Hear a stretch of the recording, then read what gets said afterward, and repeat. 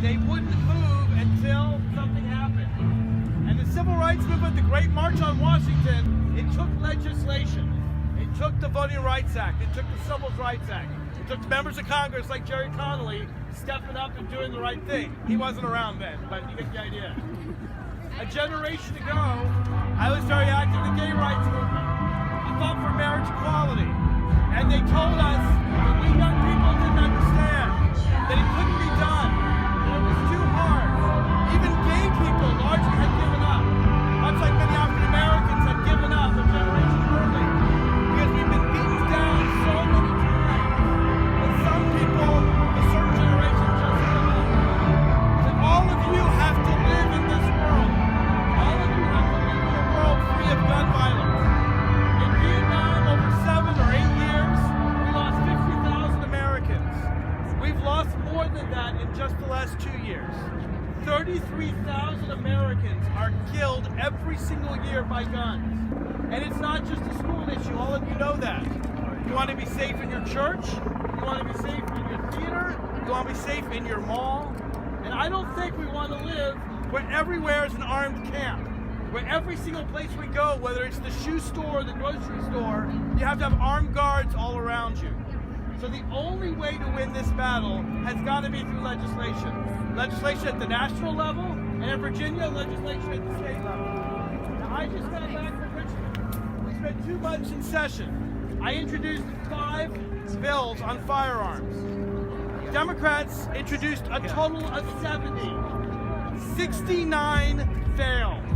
The only one that succeeded is a license plate that says stop gun violence. But bills for universal background check, which I had, failed. Bills to ban bump stocks, failed. Bills to ban firearms at protests, like this one, failed. And that's why I need all of your help. We need all of your help. We need young people to lead the way. Just as it happened 2 generations ago with Vietnam and civil rights. Just as happened a generation ago with domestic violence and the Me Too movement, which has just started, with gay rights. Y'all have to do more than this march. If you're just here today to march and be with your friends and you go home afterwards, you're not helping the cause. This has to be the beginning of a movement. There have been marches all over Washington, D.C. And some of them, the Vietnam War, the Civil Rights Movement, became movements. Others, we don't even know their names because they didn't become a movement. So if you're here today, I hope you'll commit to coming back month after month after month. I hope all of you will register to vote. We have a big election in 2018, and in Virginia, we have an election every year. We got one in 2019. We have one in 2020. And the reason these movements succeeded in the past is because they said, we will not stop until we achieve some kind of justice. So I hope all of you will repeat with me, we will not stop. We will not stop. We will not stop. We will not stop until we get universal background checks. We will not stop until we get a ban on assault weapons. We will not stop until we get a ban on bump stocks. We will not stop until it's illegal to sell a gun to people who've committed domestic violence. We will not stop until it's illegal to sell guns to gang members and terrorists in Virginia. We will not stop until we get comprehensive gun legislation that allows us to be safe in our homes, our schools, our churches, and our theaters. Thank you all for being here today, and please be persistent. You cannot stop with this.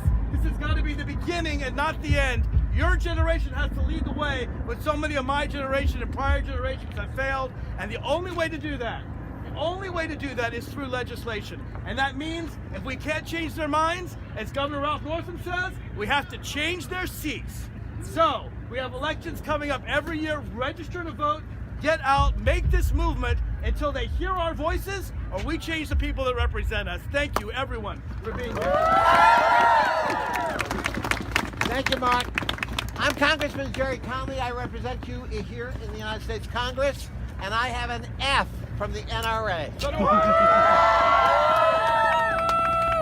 And I'm proud of that F. I've earned it. But look, we need to change hearts and minds. We also need to change the relationship between the gun lobby and politicians. When you ask, why can't can't we get gun control measures passed, whether it be the state legislature or the United States Congress? I'll tell you the answer. Because too many politicians are bought and paid for. One of those politicians represents Congress in Northern Virginia. She is the 10th largest recipient of NRA money. She's not here today. There's a reason. A lot of other politicians are afraid of the NRA. We need to let them know politically they need to be afraid of us. We vote too. We care. Parkland reminded all of America, this is about our kids now. This isn't some stranger. All of a sudden, a place we thought was safe was not safe.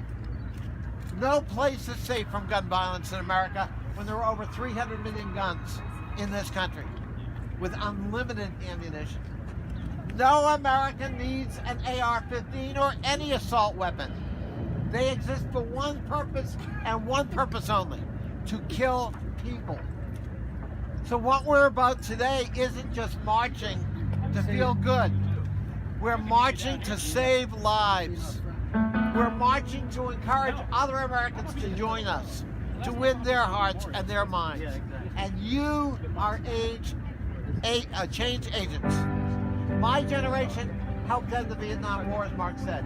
My generation helped push the civil rights movement. And when we started, we thought it was a hopeless cause. But we won hearts and minds in America to our cause.